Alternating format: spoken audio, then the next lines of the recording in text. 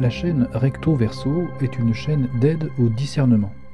Discernement dans les domaines de la recherche, dite souvent intérieure, parfois spirituelle, parfois touchant à l'ésotérisme, à l'occultisme, à la magie, la philosophie, la tradition, parfois l'étrange ou les mystères, et bien des choses encore. Ces domaines ne sont pas toujours connectés les uns aux autres, seulement il s'agit en fait d'un marché, et ce marché de l'invisible, de l'impalpable, a quelques points communs. Un de ces points communs, c'est que ces disciplines, telles qu'elles sont présentées actuellement, ne permettent pas de recul critique par rapport à elles. On y croit, on y adhère, on s'y implique, même si on ne comprend pas tout, même si ça ne répond pas exactement à nos véritables questions ou à nos attentes, on se laisse déplacer par elles. On se dit, bon, de toute façon, ça ne peut pas faire de mal. Et en pensant ça, on fait erreur, parce que insensiblement, on va aller de plus en plus loin, avoir l'impression d'accumuler des connaissances, de connaître des disciplines, d'approcher des idées que personne ne connaît. Or, là aussi, c'est faux. Tous ces domaines sont reliés et quadrillés d'intervenants dont les spécialités s'inventent et se diversifient de plus en plus. Et le discours se ressemble de plus en plus et il se répand aussi de plus en plus. Et donc, plus on avance dans cette recherche, plus ces domaines dont je parlais tout à l'heure sont reliés. On s'en aperçoit. Ils sont reliés les uns aux autres parce qu'on veut que ce soit comme ça. Ils sont décloisonnés. On pourra trouver du symbolisme dans des questions de santé qui renverraient à des mystères de l'univers permettant d'envisager l'utilisation de facultés, comme par exemple la médiumnité. Et on pourrait, mine de rien, parler de la vie, de la mort, en échangeant des techniques d'éveil ou de discipline intérieure, etc., etc. Ces mélanges n'ont pas de fin. Bien sûr, on ne s'en rend pas compte, mais on répète machinalement ce que d'autres disent, sans esprit critique, et on est très content de soi, on se raconte des histoires, et ça peut durer des années et des années. Mais alors qu'on pensait que tout ça ne pourrait pas nous faire de mal, un jour, on cherche à se rassurer. Est-ce que j'ai vraiment trouvé ce que je cherchais lorsque j'ai découvert tout ça ? Et après tout ça, là, est-ce que vraiment je suis plus heureux ou plus équilibré qu'au départ ? Parce qu'on sent que quelque chose cloche, qu'il y a des signaux d'alarme. Nos storytelling ont des trous dans la raquette en quelque sorte. Et on n'ose pas vraiment se demander si on ne se raconte pas des histoires à soi-même, voire même si on n'est pas en train de jouer avec des choses moins inoffensives qu'on ne le pensait de prime abord. On n'ose surtout pas se dire qu'en fait on ne sait pas ce qu'on dit. On y croit pour faire face, mais on l'a fabriqué, en faisant de son mieux, hein, certes, mais peut-être concrètement, non. On se rend compte qu'on est peut-être plus anxieux, plus nerveux, plus dépressif, moins sachant que ce que l'on pensait. Et peut-être que si on rencontre des problèmes de santé ou des situations loufoques ou désagréables par rapport à d'autres, on peut se dire qu'en fait on est peut-être le jouet d'esprit farceur ou d'une sorte d'acharnement qu'il faudra vaincre par des techniques supplémentaires. Mais on évacue quand même l'idée qu'on est dans une situation plus négative qu'avant.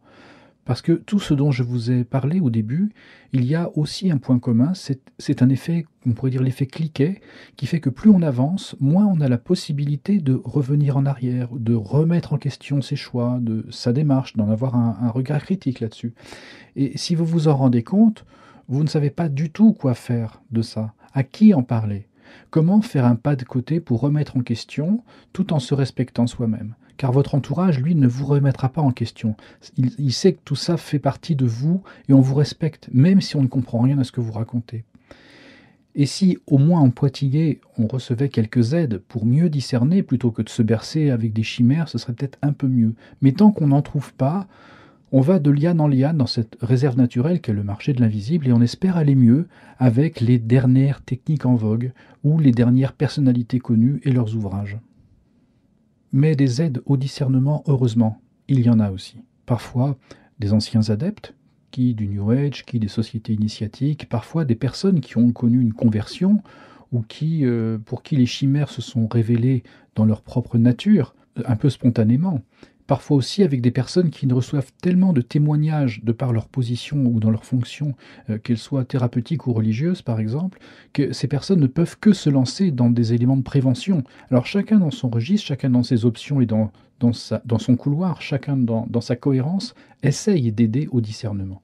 Quant à cette chaîne Recto Verso, elle tente de fournir ce que j'aurais moi-même aimé trouver dans ce périple que je viens de vous raconter, c'est-à-dire à la fois de la bienveillance vis-à-vis des personnes, mais aucune complaisance vis-à-vis des pièges, des impasses ou des mensonges proférés dans ces mouvances.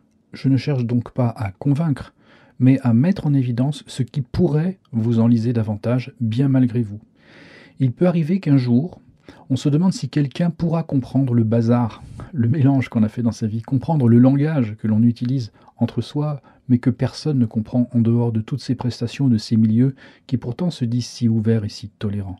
Et moi, je me suis longtemps demandé si j'allais trouver quelqu'un qui pourrait comprendre ce genre de choses, sans avoir à me soumettre à des ronds de jambes pour être entendu, ou entrer en connivence juste pour obtenir des infos fiables, ou même simplement utiles. Et quand je me suis trouvé, plusieurs années plus tard, à justement apporter des infos à des personnes en recherche, j'ai compris que j'avais à continuer dans cette démarche d'aide au discernement avec ce ton, cette attention. Alors c'est vrai, cette chaîne s'adresse en particulier aux personnes qui sont en quête, et cette quête n'est pas toujours nommée comme telle. Elle est appelée d'un nom différent pour chacun quasiment. Et parmi ces personnes qui sont en quête, cette chaîne s'adresse plutôt à celles qui ont de l'expérience ou qui commencent à douter un peu. Et des fois, l'expérience est très longue et des fois, elle est beaucoup plus courte. Ça dépend. Mais à ces personnes-là ou à leur entourage qui les aiment et qui leur veulent du bien, tout simplement.